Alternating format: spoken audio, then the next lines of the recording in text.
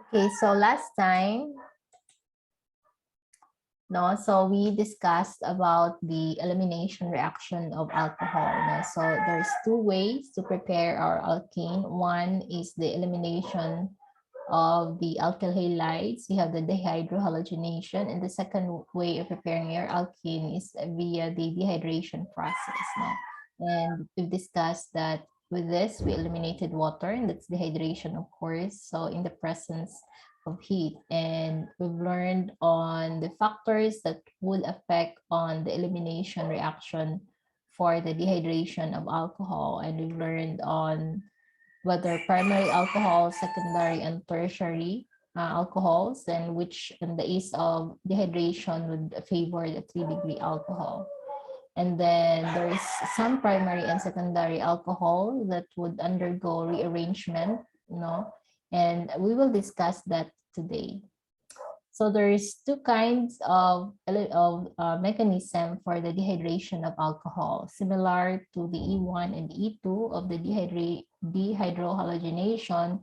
We also have E1 and E2 or elimination unimolecular, E1 and E2 elimination bimolecular for the dehydrohalogenation. Okay, so we start with an E1. I think we've learned that last time. In the E1, the first step will always be the protonation of the alcohol.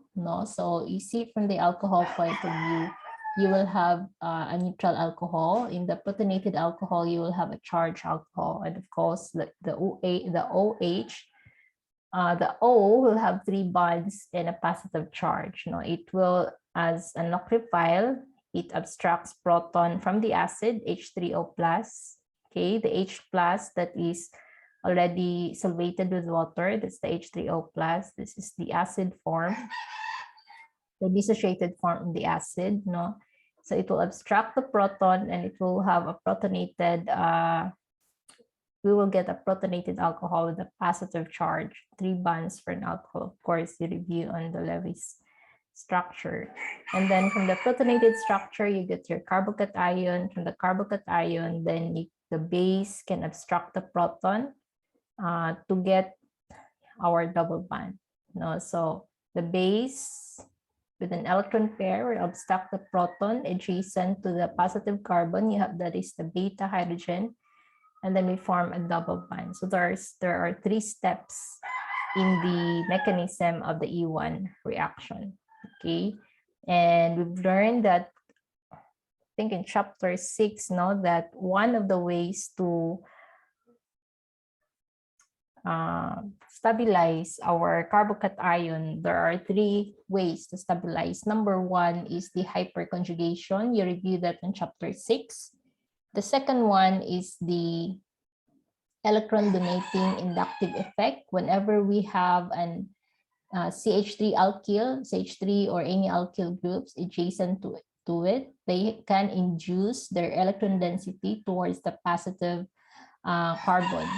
So that's electron donating inductive effect.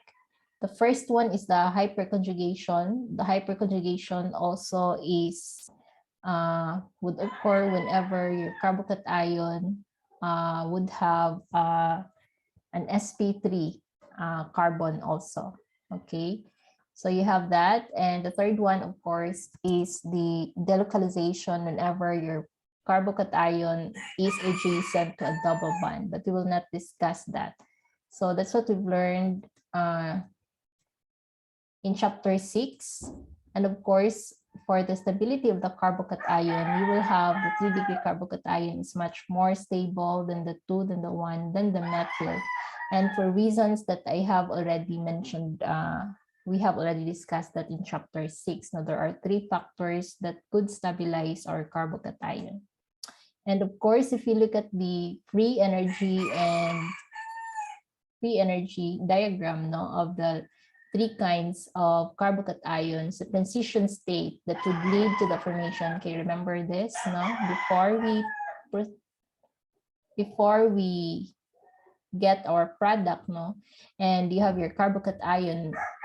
So the transition state would always involve on the partial bond formation of the oxygen or any base with a proton, and the partial bond double bond formation to get our transition state. So our transition state will be this kind. Now you have a partial bond formation when the base obstruct the proton, a partial bond breaking process, you have this, and a partial bond double bond formation once the base is obstructed. So you have this. So you have 1, 2, 3 kinds of bond breaking and bond forming process, of course. And this is what happens in the transition state to form your double bond. And the double bond, as we've learned, is always a sideway overlap of the unhybridized p orbital and an unhybridized p orbital in here.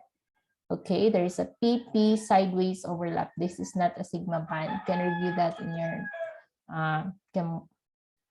first chem. Okay, and of course, we've learned that the stability of our carbocation, you have the trend.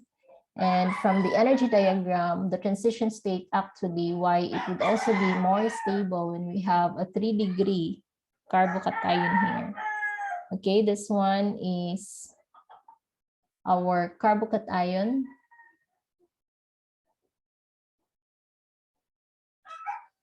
Here is our carbocation. The transition state that would lead to a 3-degree carbocation is much lower. You have the transition state. And we have different transition state, by the way. Now we have a transition state from the first step, we have a transition state from the second step, and so on. So if you look at on the transition state on the first step, on the second step rather, okay, before we proceed, we obtain our carbocation, no? There is the transition state from kani, okay, this one. From our protonated alcohol to our carbocation, we actually get a transition state. No? So this is our intermediate product, the carbocation, before proceed with the alkene, right? So for the formation of the carbocation, you also have a transition state. And what we've learned in this diagram is that the higher the alkyl group, the greater number of alkyl group, no, leading to the formation of a 3-degree carbocation has actually a lower free energy. So that is also one of the reasons why you get a lower or a more stable carbocation with a 3-degree, because the transition state that would lead to the 3-degree carbocation, the free energy rather, that would lead to a 3-degree carbocation is much lower than the 2-degree, than the 1-degree carbocation. So you have there the transition state is much closer. The free energy of the transition state here is much closer to the transition state, to the intermediate product or carbocation. Transition state here is much closer to the transition state to the intermediate carbocation. The transition state here for 1-degree also is the transition state energy. You have here the energy is much closer to the energy of the intermediate carbocations. And this is what we've learned with the Hammond postulate, you know, that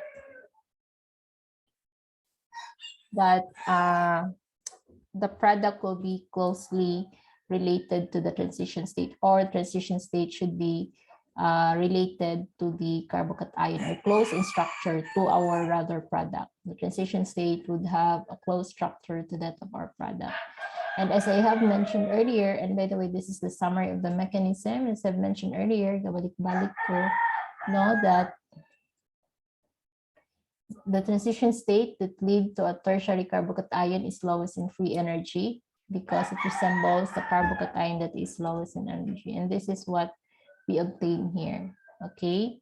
In this diagram, the transition state has the lowest, the transition state that would lead to the carbocation, 3-degree carbocation has the lowest free energy, no? And you compare that to a transition state that would lead to a 2-degree carbocation or to a 1-degree carbocation. And that also supports the fact that a 3-degree carbocation is much more stable than the 2-degree carbocation or a 1-degree carbocation. But I have already mentioned that whenever we develop a positive charge, now there should be a means to stabilize the charge, no? So in the formation of in each instance, no, the same factor that stabilizes the transition state, it also stabilizes the carbocation itself. So there are factors that would stabilize our carbocation. Okay, so whenever you have, for example, an R that would stabilize the developing positive charge, it will also stabilize our carbocation. And I have already mentioned that there are three factors that would stabilize our carbocation. One is hyperconjugation. Okay, you can look into this video. The hyperconjugation is whenever you have a carbocation with a silingan nga carbon nga na siya hydrogen. Okay, with an sp3 carbon here. Carbon, okay, sp3 carbon with a CH. Okay, you have your positive carbon here, carbocation na siya silingan or adjacent nga R. Let's say this is hydrogen, this is an R with a carbon having a hydrogen. Okay, this carbon utilizes the sp3 hybrid orbitals. I should write it in here. So this one utilizes an sp3 hybrid orbitals. And this one utilizes the unhybridized p orbital.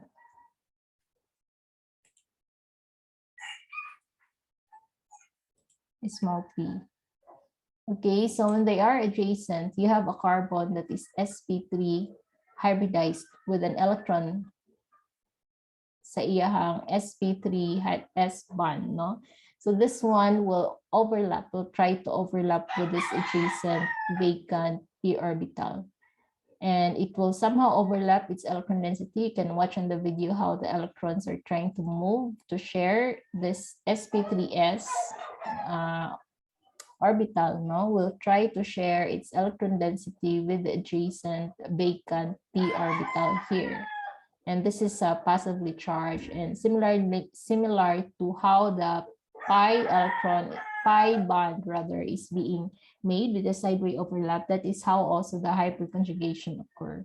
Now you always have an sp3 carbon with a hydrogen. You always have a CH, or CH adjacent to your C plus or carbocation, and that's where the hyperconjugation occur. The second one is the electron. Second reason is you have the electron donating inductive effect. So the R can contribute, can do electron, R group can do electron donating inductive .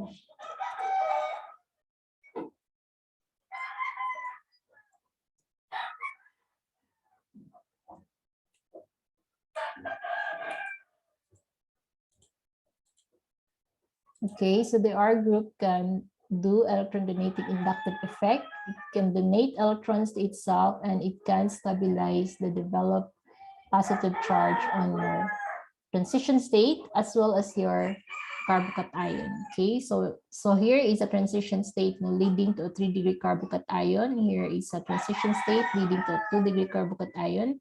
And whatever that could stabilize this transition state also stabilizes our carbocation. So here you have you have 3 R's, no? And this R group actually can induce its electron density towards your positive carbon, developing positive carbon. If we have, for example, an electron withdrawing groups here, for example, you have NO2, no?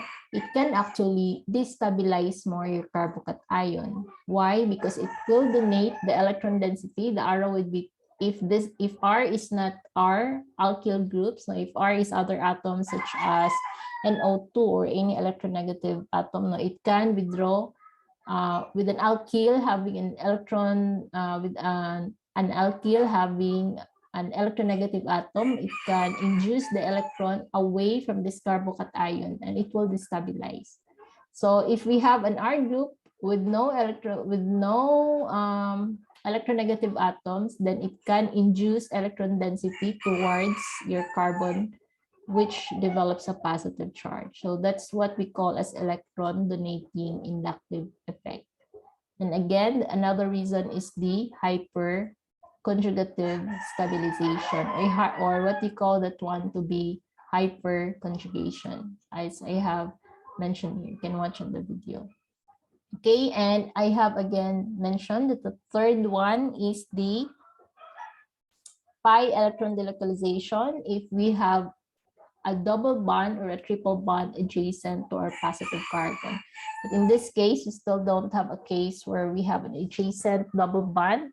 So since we don't have an adjacent double bond, we cannot discuss that. But in the future, whenever you have a carbocation with an adjacent double bond, the double bond that undergoes pi electron delocalization can also delocalize the positive charge in such a way that it will also stabilize our positive carbon, or developing positive charge on the carbon. Okay, and we've learned, I think we have already answered this one, problem 7.15. And for the mechanism of the E2, we have learned on, it's a concerted, similar to what we've learned in the SN2, it's a concerted reaction. And here we don't need to form a carbocation. Okay, and we only have one step reaction wherein we have, or one step, two step rather, in the dehydrogen in the E1 mechanism, we have three steps. First one is the protonation of alcohol. We also have that in the E2 because the OH, why is that we need to protonate the OH? OH is always a very poor living group. It's not easy to it's not easy for OH to live in the substrate because it is very it's a very strong base. It's not easy to leave the substrate. So for it to destabilize, and when it leaves, to be a weak base, for it to become a weak base, it has to be protonated first, so that when it leaves, you will get your neutral molecule, weaker base than the OH. So the H2O is a weaker base than the OH. Okay, so that's why we need to protonate even we have in the E2 reaction. So first step again is the protonation, and then the second step rather is the concerted reaction of the base abstraction. You have here abstraction here, and so you have, and then the partial bond formation between the base and the proton, partial bond formation of the double bond, and the partial bond breaking of this living group, which is the water. Okay, and produce your alkene, two-step mechanism. But sometimes there are times when we actually have a rearrangement reaction whenever we have, for example, a secondary alcohol or a primary alcohol, especially if the OH is adjacent to a 3-degree carbon. Okay, so for example, we have this.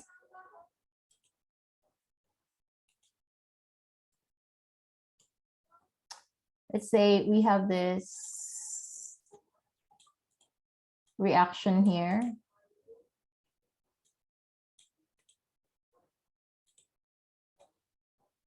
Okay, first I will eliminate that one. If you look at this reaction, and we have an acid and at a higher temperature, and we do elimination reaction, we will, of course, we need first to protonate this one before having our elimination reaction. And since you have an acid here and a heat, this one will have to occur in an E1 mechanism. So if you look at the structure, you have to see this is our living group. This is our living group.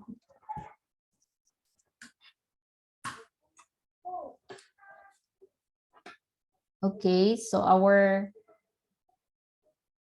base here is water. Okay, so it will abstract first. Of course, this one will dissociate to form your H3O plus, kaning si H3PO4. So once you have your H2O plus, you can protonate this one to become your H2O plus. Okay, let's say we have already protonated that one.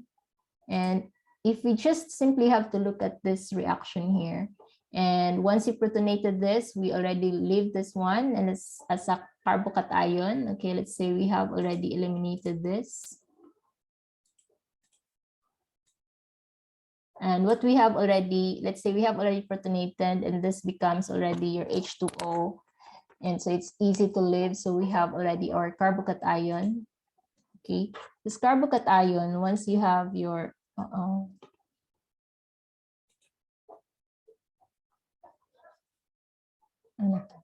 okay, so you have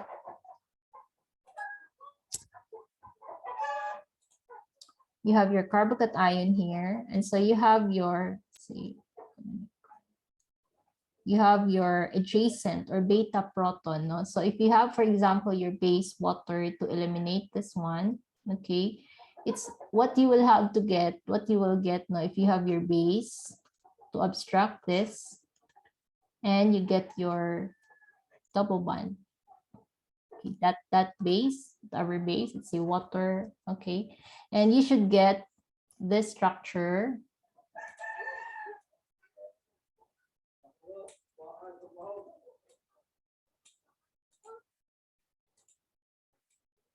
Copy of draw, no? So I just copy. So what you will get is supposedly, if you have that, no, you will get your double bond CH2. Klaro ba? You supposedly get your double bond CH2, tama? But what we actually see in the reaction, we actually get, no, it's a 1 degree substituted alkene. But what we get actually is this one. This is the major product. And you have, even if you have a 1 degree, no, this is not something like this one. So what happened? What happened when we get this major product here? Something happened in between in the transition state or in our intermediate product, no, the formation of our carbocation. Okay, so let's look at into that for this reaction here. Like this. We call this one as there is something going on in between. This is what we call as the rearrangement. No, there is a rearrangement during the dehydration of secondary or even primary alcohol. So the first step, there is a mechanism for that. The first one, again, always is the protonation of alcohol. Okay, you have your acid. Of course, you always have to remember whenever you have a weak acid,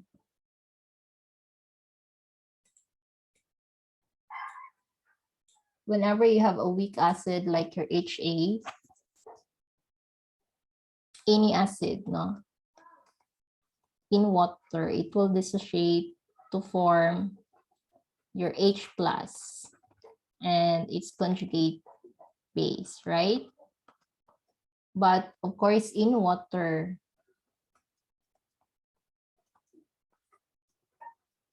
the water will abstract. This actually H plus is solvated. No, our water with an electron pair. This is our Bronsted base, and this is our Bronsted acid. Will dissociate to form your A minus, and you will have your H3O plus actually. Okay, so the H2O will abstract the H, and you will get the H3O plus. Remember, you will always have your OOO. That. Okay, balik-balik ako. So that's you always have your H3O because sobra isa na lang. Okay, 2, 4, 6, 8. No, because it will from water nga to electrons, it will utilize that one to abstract the H from our weak acid, like say H3PO4 or acetic, something like that. So you'll get your H3O plus and of course your base, which is, let's say, any base, like hypothetically A minus. So you have that H3O plus in our mechanism. You have that, and from here you have your H. Nahinay ang kuan.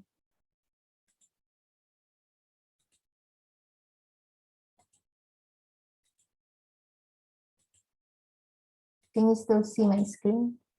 Ano naman?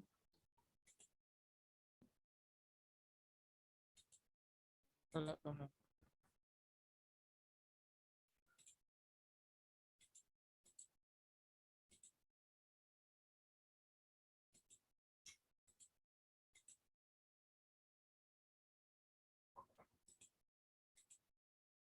Okay, again, so you have your first step.